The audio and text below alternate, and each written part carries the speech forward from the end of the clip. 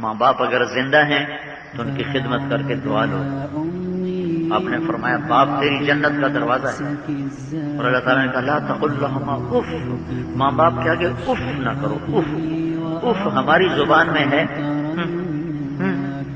ماں نے بلایا، باپ نے بولا یہ ناگواری کے ساتھ یہ ہے، یہ اللہ کہہ رہا ہے یہ بھی نہ کرو ورنہ تمہارے عمل میں غارت کر دوں. وَاخْفِضْ لَهُمَا جَنَاحَ الذُّلِّ مِنَ الرَّحْمَةِ، ماں باپ کے آگے ایسے ہو جاؤ جیسے پرندہ زخمی ہو کے گرتا ہے تو شکاری کے رحم و کرم پر پر پھیلا کے پڑا ہوتا ہے، کر دے صبر.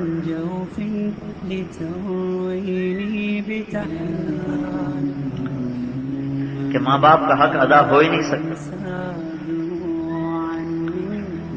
ایک صحابی آیا، یا رسول اللہ مجھ سے بڑا گناہ ہو گیا ہے. آپ نے کہا تیری ماں زندہ ہے؟ کہا جی فوت ہو گئی. کہا تیری خالہ زندہ ہے؟ کہا جی زندہ ہے. کہا جا خالہ کی خدمت کر تیرا گناہ معاف ہو جائے. باپ کے دوستوں سے حسن سلوک باپ کے ہی حقوق میں شامل ہے. کہا حارثہ تو زندہ ہے، مرا تو نہیں، دنیا میں بیٹھا ہوا ہے حارثہ اور آواز جنت میں جا رہی ہے، آواز جنت میں جا رہی ہے. تو فرشتوں نے کہا یا رسول اللہ ماں کی ایسی خدمت کی ہے جب قرآن پڑھتا ہے اللہ ساری جنت کو سناتا ہے. تو یہ کیا کرتے تھے؟ اپنی بیوی سے خدمت نہیں کراتے تھے، ماں کی روٹی خود بناتے تھے، سالن خود بناتے تھے، پکاتے خود تھے اور کھلاتے بھی خود تھے. سامنے بیٹھ کے نوالے بنا بنا کے ماں کو کھلاتے تھے اور تیل لگاتے، کنگھی کرتے، جوئیں نکالتے. احسان دانش ایک شاعر گزرا ہے ہمارے پنجاب میں اور میں تھا، بڑا زبردست شاعر تھا. تو اس کی کتاب ہے جہان دانش، بہت ادبی کتاب ہے. تو میں پڑھ رہا تھا تو اس میں اس نے ماں کا لکھا کہ میری ماں بیمار ہوئی تو غربت دیکھی. احسان دانش نے ساری زندگی غربت دی.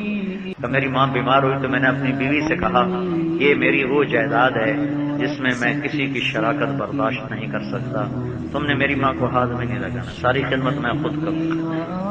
تو کہ میں اپنی ماں کے کپڑے دھوتا، بستر دھوتا تو اس کا پیشاب خطا ہو جاتا، تو دوسرا بستر میرے پاس تھا نہیں تو میں اسی وقت بستر اٹھاتا، اور میرے گھر میں دھونے کا انتظام نہیں تھا، میں نہر پہ جاتا اور جا کر وہ بستر دھوتا، اور دوسرا بستر ہوتا نہیں تھا ڈالنے کے لیے تو سارے راستے بستر کو دونوں ہاتھوں میں لے کر یوں کرتا تھا کہ یہ آتے آتے خشک ہو جائے. 3 میل کے فاصلے پر نہر تھی تو میں اس طرح 3 میل اس کو یوں سکھاتا گھر پہنچتا، وہ سوکھ جاتا تو پھر میں ماں کے نیچے وہ بچھاتا.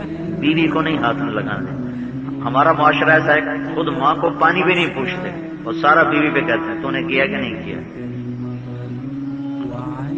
تو حدود ہیں. میں بیوی کی وجہ سے ماں باپ پہ زیادتی نہ کروں، ماں باپ کی وجہ سے بیوی پہ زیادتی نہ کروں. میرے نبی نے فرمایا جنت میں میرے گھر کے قریب کس کا گھر ہوگا؟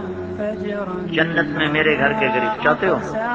بولو چاہتے ہو؟ تو میرے نبی نے کیا عجب بات سنائی کہ جنت میں میرے گھر کے قریب کس کا گھر ہوگا؟ مجاہد صاحب نہیں، شہید صاحب نہیں، مولانا صاحب بخاری پڑھانے والے نہیں، ترمذی پڑھانے والے نہیں، مشکات پڑھانے والے نہیں، تفسیر پڑھانے والے نہیں، خانقاہ کے صوفی نہیں، روزانہ تبلیغ کرنے والے نہیں، علم والے نہیں، ذکر والے نہیں، تہجد والے نہیں، حج والے نہیں. کون کہ وہ ہے جو سب کر سکو. کیا آپ نے کہا میرے گھر کے قریب اس کا گھر ہوگا جس کے اخلاق اچھے ہوں گے اور جو بیوی سے اچھا سلوک کرے گا، اس کا گھر میرے گھر کے قریب ہو جائے.